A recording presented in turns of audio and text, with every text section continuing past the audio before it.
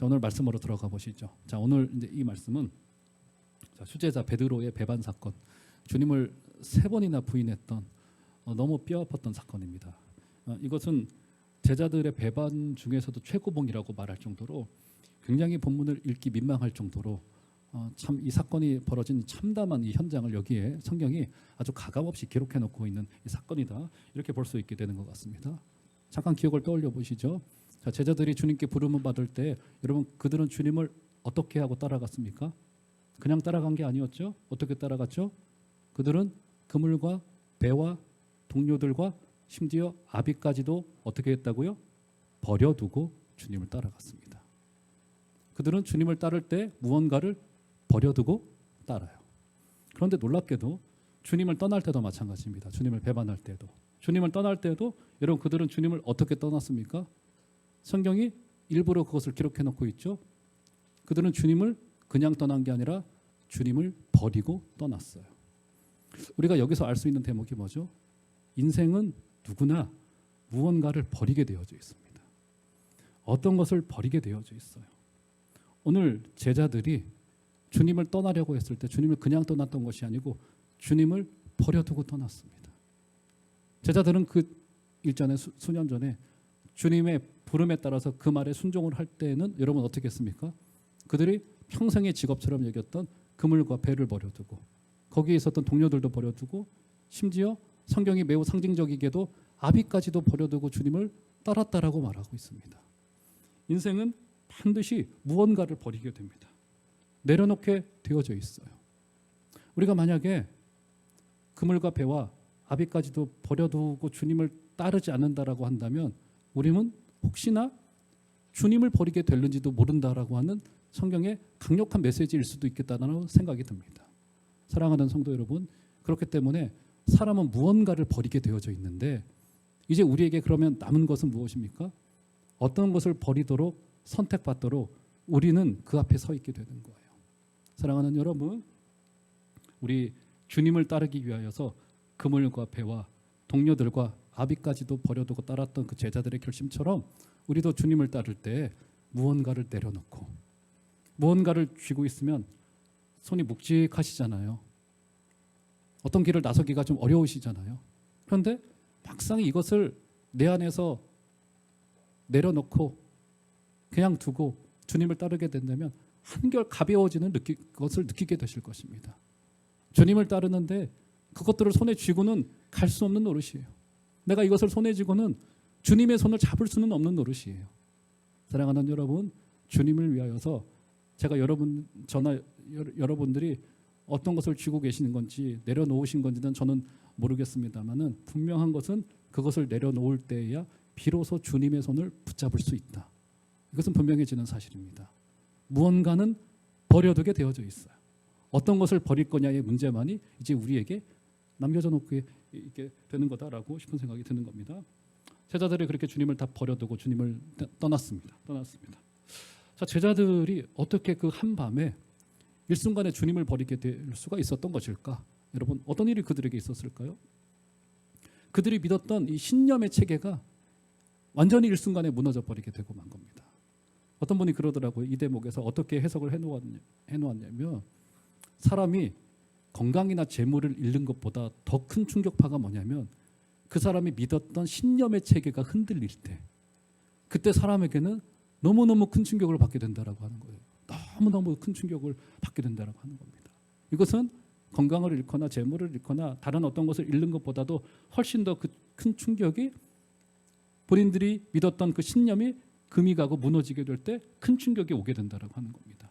그래서 그들은 일제히 주님을 그런 의미에서 떠난 거예요. 어떻게 생각했던 겁니까? 적어도 내가 믿고 있는 스승이 이래서는 안 됐던 거예요. 저 저주스러운 십자가를 향하여서 죽음을 향하여서 저렇게 무력하게 끌려가시면서 지금 내가 이룰 업적이 이렇게 많이 있는데 무력하게 끌려가는 저 스승을 보고는 그들은 일제히 다 아마 그 신념이 무너지게 되어지는 어마어마한 충격이 그들 가운데 찾아왔던 것이 분명합니다. 자기들이 기대했던 스승의 모습은 저랬더는 안 됐다고 생각했던 것이죠.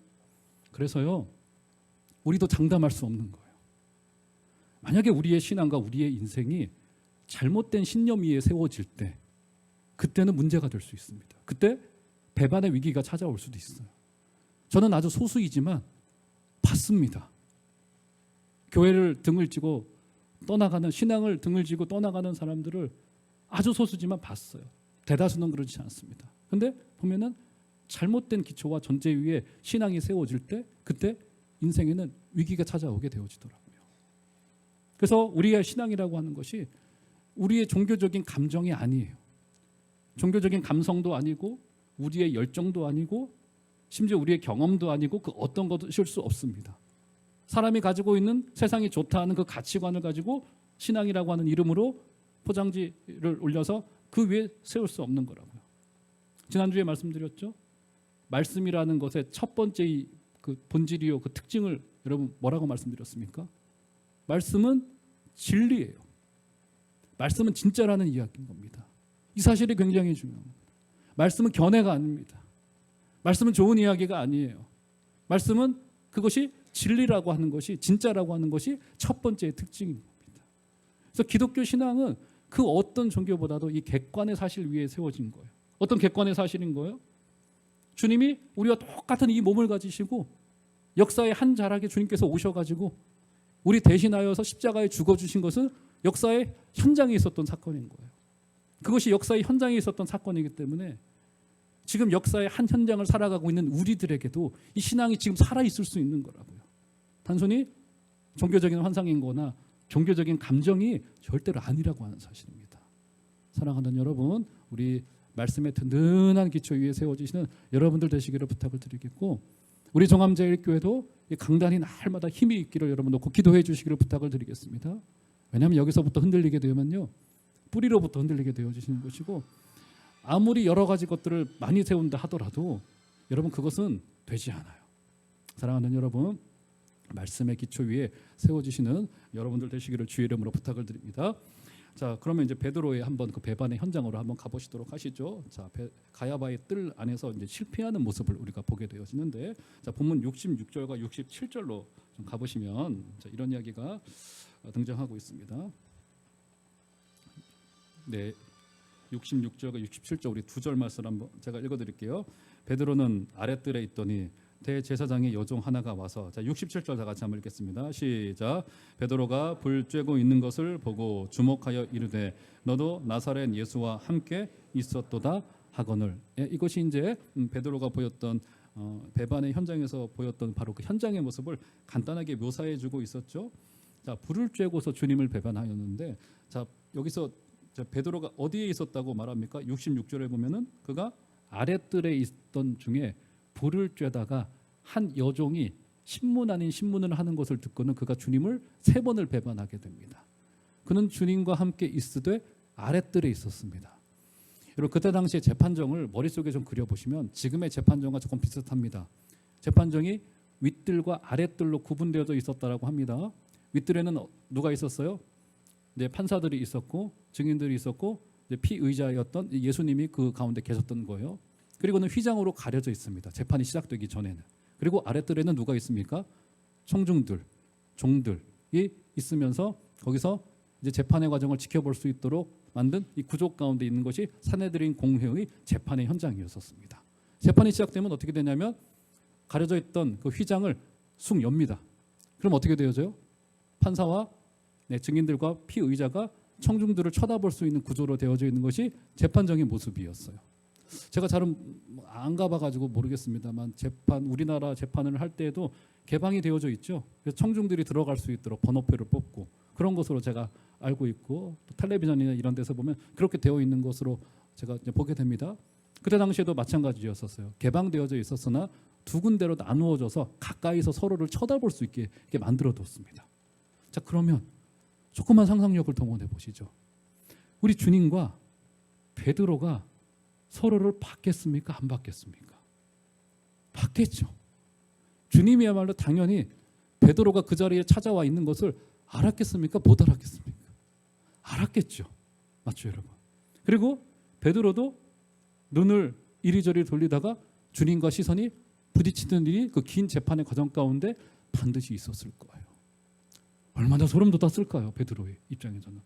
그렇지 않아도 두려워서 멀찍이서 주님을 따라와가지고 저 아랫뜰에 와서 마치 도둑이 숨어 있듯이 몰래 숨어서 주님의 재판을 지켜보고 있던 그 와중에 주님이 본인이 와 있다는 것을 알아채시고 그에게 시선을 떨구셨을 때 베드로가 느꼈을 그 감정이라고 하는 것은 언어로 설명되기가 너무 힘든 그런 현장일 것 같습니다.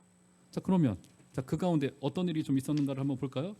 자, 어떻게 베드로가 그 아랫뜰까지 찾아오게 되어져 있는가를 한번 보시면, 여러분 그 앞에 54절을 보시면 14장 54절 한번 보시겠어요? 자, 이런 이야기가 기록이 되어져 있네요. 자, 보시면 베드로가 주님을 배반하여 떠났다가 주님을 따라와서 재판정까지 와 있는데 따라온 과정이 여기 기록되어져 있습니다. 간단하게나마 한번 54절 한번 다 같이 읽어보도록 하겠습니다. 시작.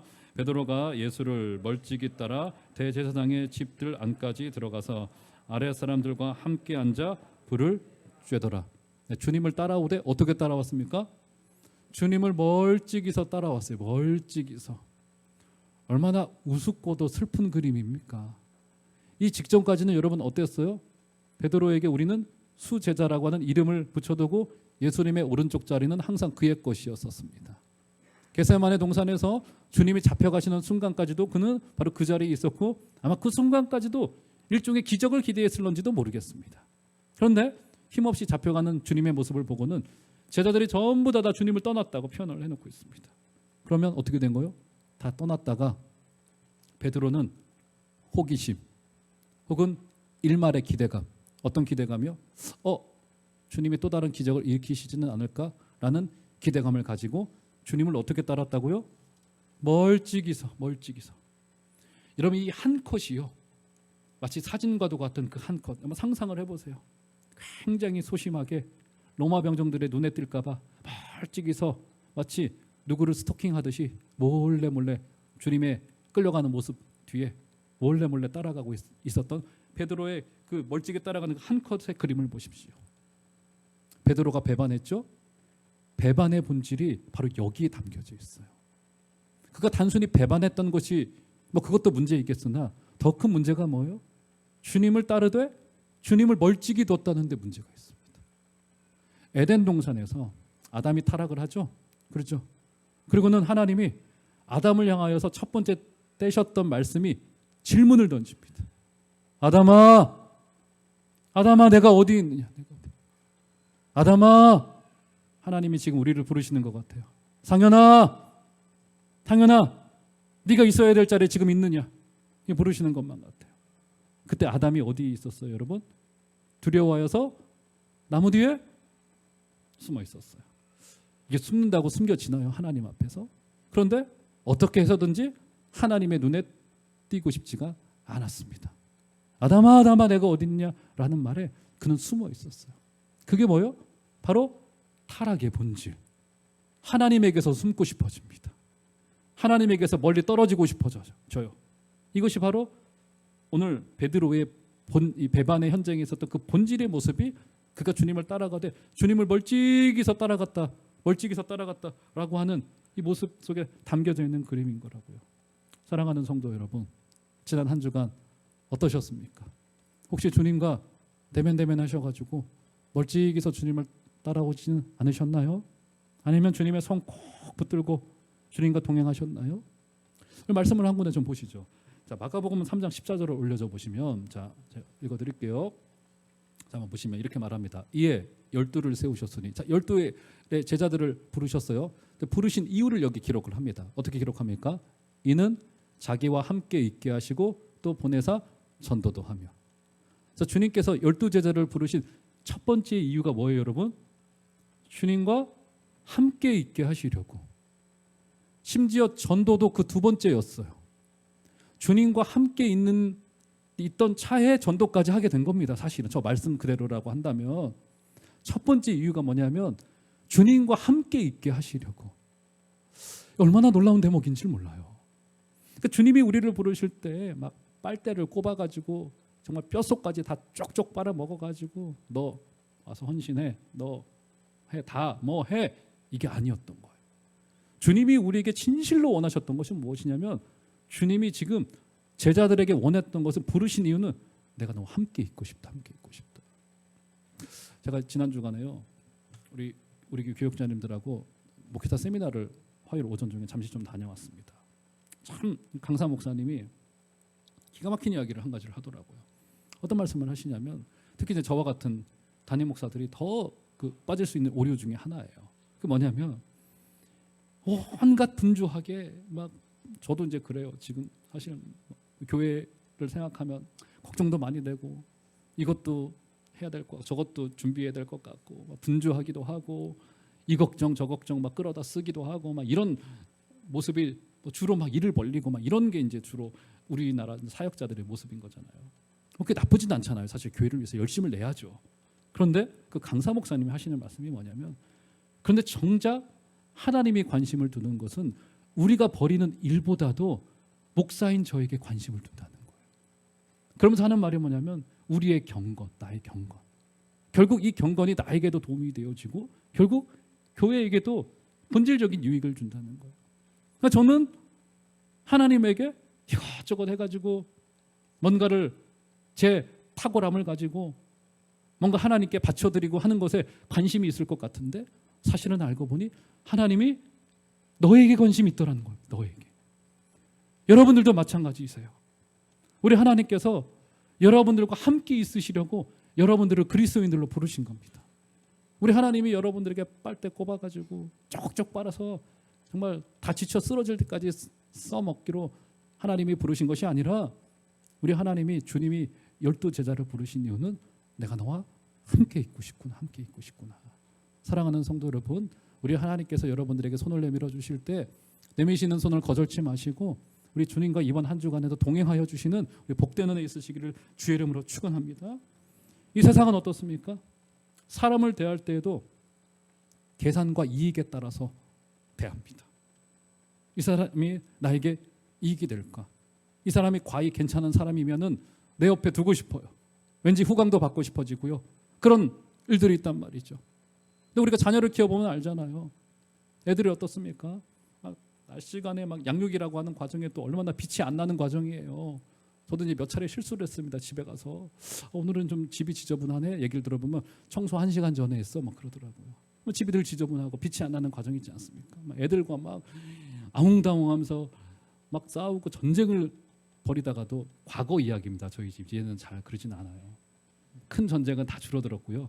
이제 소소한 국지전만이 남아 있습니다. 저희 집안도. 그런데 아이들 어렸을 때 누워서 자는 모습, 새간새간 자는 모습만 보면은 엄마 아빠의 마음이 싹 다 풀려져요.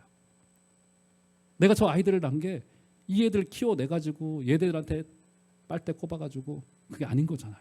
그죠? 지금 우리 옆에 있는 것만으로도. 바로 근데 그 마음이 우리 주님이 제자들을 향하였던 마음이신 거라고요. 사랑하는 성도 여러분, 우리가 영적으로 처리된다고 하는 것이 주님의 마가복음 3장 14절 제자들과 함께 있게 하시려고 우리를 부르셨다는 이 사실을 우리가 인지하고 이게 어떤 뜻인지를 조금 알아갈 때 그때 비로소 본질적인 헌신, 본질적인 충성 이것도 가능해지리라 생각되어 주십니다. 여러분들은 주님께 그런 분이세요. 이렇게 생각하지 않으셨으면 좋겠습니다.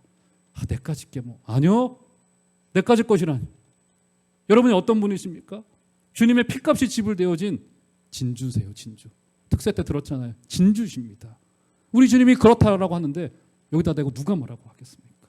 사랑하는 여러분, 여러분 주님과 늘 동행하여 주시는 복된 은혜 있으시기를 주의 이름으로 축원합니다.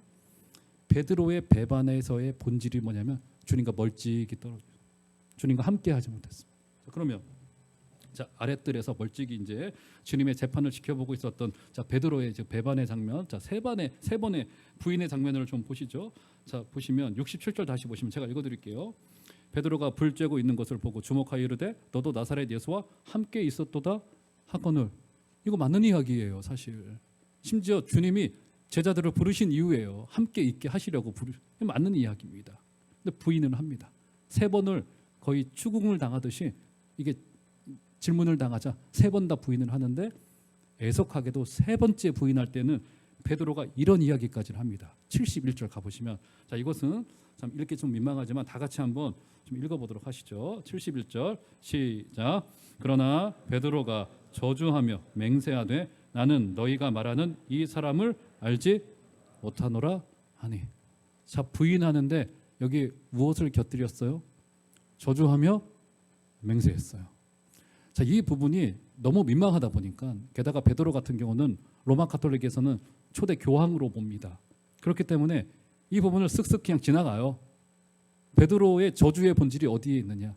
여러분들도 이거 어떻게 생각하셨습니까? 차마 예수님을 저주했다고 생각하기는 어렵기 때문에 베드로가 자신을 저주하면서 예수님을 모른다고 부인했다라고 해석을 들었을 거예요. 그런데 이 71절의 문자를 그대로 언어적으로 파헤쳐 보자면, 여기서 저주하다라고 하는 이 동사는 타인을 향한 저주에만 활용되던 동사였습니다. 그러니까 지금 베드로는 누군가를 향하여 저주한 거예요. 그렇기 때문에 이제는 많은 학자들이 베드로의 저주를 했던 그 대상이 예수님이었다고 보는 것이 옳다는 공통의 견해를 가지고 있어요. 이게 뭐냐면, 베드로가 예수님을 향하여 저주하고 육지거리 날리면서 주님을 모른다고 부인했던 거예요. 그러니까 쉽게 말해서 그 아랫뜰에서 윗뜰에 계신 주님을 바라보고는 피의자, 이제 범죄자로 취급받고 있는 주님을 바라보시고는 이렇게 한 겁니다. 제가 차마 말로는 못하겠습니다. 이런 식이 돼버리고 만 거예요 지금. 굉장히 어마어마하고 격렬한 차원에서의 이 부인과 저항이 여기에 좀 있었던 거예요. 자, 그러면 자, 어떻게 하다가 그가 아랫뜰에서 불을 쬐다가 여종의 추궁을 듣고는 주님을 저주하며 부인했습니다. 자, 불을 쬐다가 부인했어요. 자, 그런데 이 장면이 또 등장합니다. 불을 쬐는 장면이 한 군데 보겠습니다. 요한복음 21장 9절을 좀 올려줘 보시면, 자, 여기서의 불과 똑같은 헬라말 불이 등장해요. 한번 다 같이 읽어보도록 하겠습니다. 시작. 육지에 올라보니 숯불이 있는데 그 위에 생선이 놓였고 떡도 있더라. 자, 어떤 현장이에요? 저 현장이? 자, 부활하신 예수님을 만났지만 아직 제자들의 마음은 회복이 되질 못했어요. 낙향하여서 배를 타고 그물질을 하고 있던 그 와중에 물고기를 한 마리도 잡지 못합니다. 그리고는 어떤 주님을 만나요? 갈릴리 호숫가에서 숯불을 피워두시고 밥상을 차려놓고 계신 주님을 만나요. 여러분, 위로에 밥보다 더한 건 없습니다. 밥 한 끼, 따뜻한 밥 한 끼를 주님께서 만들어 놓으시고, 게다가 어떤 반찬을 놓으셨습니까? 숯불로 생선을 구우셨어요. 여기서 이 숯불이라고 하는 저 헬라 말은 마가복음의 14장에 등장하고 있는 그 불과 똑같은 단어를 일부러 활용하고 있습니다. 그 숯불이었어요. 그 숯불에 뭘 구워놓고 계셨어요? 생선을. 제가 한번 말씀드린 기억이 나네요. 여러분 고등어예요. 시간이 갔지만 이 이야기는 꼭 하고 지나가야 되겠습니다. 고등어를 주로 여러분 후라이팬에 구우시잖아요. 그래서 마당이 있으신 집에 사시는 분들은 조그만 이 숯불판을 하나 사셔가지고 여기다가 소금, 맛소금을 조금 치고 그 다음에 굵은 소금 쳐가지고 냉장고에 한 두어 시간 두면은 소금이 잘 뱄니다. 소금을 많이 치셔야 돼요. 그리고 두꺼운 고등어나 삼치를 해서 그거를 숯불에, 숯불이 이제 은은하게 이제 불이 이렇게 사그라들어야 돼요. 이제 생선의 겉면이, 게다가 고등어는 기름지기 때문에 잘 탑니다. 기름이 뚝뚝뚝 떨어져요. 그러면 숯불을 굽는 게 아니죠. 고등어를 숯불에 구우면 진짜 진짜 그 맛은 고기로 굽는 거하고 상대가 되질 않아요. 지금도 제가 침이 고여가지고 말이 잘 안 나올 정도로 입이 다 마르네요. 진짜 맛있습니다. 안 드셔보셨죠? 철판에만 굽지 마시고 숯불에서 구워보시기를 바래요. 진짜 맛있습니다. 오늘 주님이 지금 어떻게 하신 거예요? 굉장히 맛나고 단백질 많은 반찬을 밤새도록 제자들이 땀 흘리면서 힘썼을 거 아니겠어요? 고등어 생선을 구워주신 거예요. 이런 상황이 된 겁니다. 자, 그때 이 숯불이 어떤 숯불이라고요? 베드로가 부인했던 그 숯불이 지금 여기서도 등장하는 거예요. 숯불 아래에서 주님을 부인했고, 숯불 앞에서 우리 주님을 다시 만납니다. 베드로가 무엇이 떠올랐을까요? 자신의 부인이 떠올랐겠죠. 내 눈앞에 있는 그 주님을 내가 불과 며칠 전에 저주하며 맹세하고 부인했지 하는 생각이 사람이라면 떠올랐을 겁니다. 지금 어떻게 된 거예요?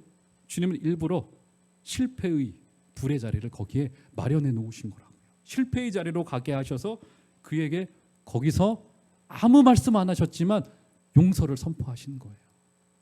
그 실패의 자리에서 우리 주님께서 회복을 준비시키셨다고요. 사랑하는 성도 여러분, 저와 여러분들에게 혹시나 회복이 필요하십니까? 있는다고 되는 거 아니죠? 뭡니까? 주님이 그 실패한 자리로 오셔서 우리를 그 자리에서 회복시키기를 원하고 계세요. 거기서 우리와 교제하기를 원하고 계시고, 가장 우리가 연약한 것들이 있으시죠? 그거 다 주님 앞에 1대1로 내놓으시기를 바랍니다. 그러면 우리 주님께서 그 기도를 들으시고 우리를 그 자리에서 회복시키실 거예요. 마치 베드로를 그 숯불의 자리에서 회복시켜내셨듯이, 사랑하는 성도 여러분, 이번 한 주간에도 그렇게 우리에게 따뜻하게 다가오시고 밥상을 차려놓으시고, 실패의 자리에서 아무 말씀 안 하셨지만 괜찮아, 다 용서했다, 이제 내 양을 치라는 그 회복의 자리까지 말씀하여 주시는 그 주님의 귀한 음성 가운데 다 반응하시는 여러분들 되시기를 주의 이름으로 축원합니다. 그러면 오늘 말씀의 결론으로서, 자, 베드로의 반응을 좀 봐야 되겠죠. 자, 마지막 보실까요? 72절. 자, 본문 14장 72절 한번 다 같이 읽도록 하겠습니다. 시작. 달기 곧 두 번째 울더라. 이에 베드로가 예수께서 자기에게 하신 말씀 곧 달기 두 번 울기 전에 내가 세 번 나를 부인하리라 하심이 기억되어 그 일을 생각하고 울었더라. 베드로가 울었죠. 울었는데 어떤 것이 생각나서요? 주님의 말씀이 생각나서, 주님이 하신 말씀이 기억나 울었습니다. 말씀이 우리의 폐부를 찌를 때 그 말씀이 나를 바꿔요. 우리 금요일마다 사무엘상을 살피는 가운데 있습니다. 근데 제가 사무엘상 강해의 첫 시간에 우리 성도님들께 먼저 양해를, 말씀을 들어가면서 양해를 구했어요. 어떤 양해를 구했냐면, 사무엘상이 우리가 흔히 이제 다윗이 왕으로 세워진 승리의 이야기라고 생각하기 쉬워요. 그런데 저도 가만히 설교하려고 몇 장을 묵상하다 보니까 이 사무엘상의 말씀이 그 정도의 말씀이 아니더라고요. 그리고 너무너무 은혜가 되어져요. 그런데 동시에 어떤 게 있냐면, 이 말씀이 우리를 때로 불편하게 하더라고요. 너무 우리의 본질을 끄집어내더라고요. 우리 연약한 점들을 끄집어내더라고요. 당시에 무너져 있었던 대제사장들, 엘리 가문의 몰락의 역사, 무너져 있는 예배의 모습, 거기서 예배를 경홀히 여기고 있는 그 지도자들의 모습들을 살피면서, 와, 이게 바로 지금 시대나 그 시대나 다르지 않구나, 이런 생각이 쑥하니 찾아와서 제가 성도님들께 그런 양해를 구했습니다. 말씀의 은혜를 받으시기도 하겠지만 혹시 말씀이 불편하실 수도 있을런지 모르겠다. 왜냐하면 저조차도 불편하니까, 전하는 저도 불편하고 마음이 편치 않은 내용들이 너무너무 많아요. 그런데 그 말씀이 기억날 때 말씀 폐부를 찔러요. 그리고는 사람을 바꿉니다. 사랑하는 성도 여러분, 이번 주간에도 진실로 말씀을 열어주시기를 부탁을 드리겠습니다. 말씀을 읽어주시고요, 그리고 무엇보다도 하나님의 말씀을 듣기를 사모하여 주시고요, 어느 순간에서라도 하나님의 음성을 단 한순간도 놓치지 마시고 그 음성 앞에 서주시는 여러분들 다 되시기를 주의 이름으로 축원합니다. 그래서 베드로는 여기서 후회를 넘어서서 회개로까지 그래서 연결될 수 있었던 거예요. 가룟 유다도요, 후회했습니다. 자기가 받았던 돈 돌려주려고 했어요. 그런데 그는 후회해서 그치고 말았습니다. 비참한 최후를 맞이하게 되어지죠. 베드로는 어떻게 되어지죠? 그는 결국 주의 말씀을 듣고는 통곡하였습니다. 그래서 통곡하다라고 하는 이 말이요, 앞을 볼 수 없을 정도로 눈물이 얼굴을 이렇게 가렸다는 말. 눈물 때문에 얼굴이 이렇게 가려졌습니다. 이게 다 가려졌어요. 그런데 여러분, 어떤 아이러니가 있습니까? 앞을 볼 수 없을 정도로 통고인데 그제서야 베드로의 눈이 떠지기 시작해요. 그제서야 베드로의 눈이, 앞을 볼 수 없는 눈물이 흘려질 때 그제서야 베드로의 눈이 떠지기 시작합니다. 바울도 마찬가지였죠. 다메섹 도상에서 주님을 만나고는 그는 눈을 멀었어요. 그런데 그제서야 우리 예수님을 주님으로 받아들이게 되어집니다. 주님으로 보게 되어져요. 주님으로 보게 돼요. 사랑하는 성도 여러분, 오늘 우리 주님께서 잡혀가시던 현장에 있었던 배반의 장면을 살펴보았습니다. 베드로의 이 울음이 그의 회복의 시작이었어요. 사랑하는 성도 여러분, 우리 하나님이 울게 하실 때 우리 마음껏 우시기를 바랍니다. 이 시대에 모든 것이 냉소주의고요, 쿨하다라고 하는 이름으로 다른 사람들의 인생에 관심 없는 시대를 살아내고 있습니다. 그리고 모든 것이 희화화됩니다. 재미가 아니고서는 어떤 것도 논할 수 없는 시대 속에 우리는 살아내고 있어요. 이 시대 속에서 우리를 다시 오늘 말씀의 이 베드로의 통곡의 현장으로 부르고 있는 이 아이러니, 사랑하는 여러분, 오늘 그 말씀에 반응하여 주시고 오늘도 이 진리 앞에 서 주셔서 이번 한 주간에도 승리하여 주시고 주의 말씀에 꼭 붙들려 계시는 여러분들 다 되어 주시기를 주의 이름으로 축원합니다.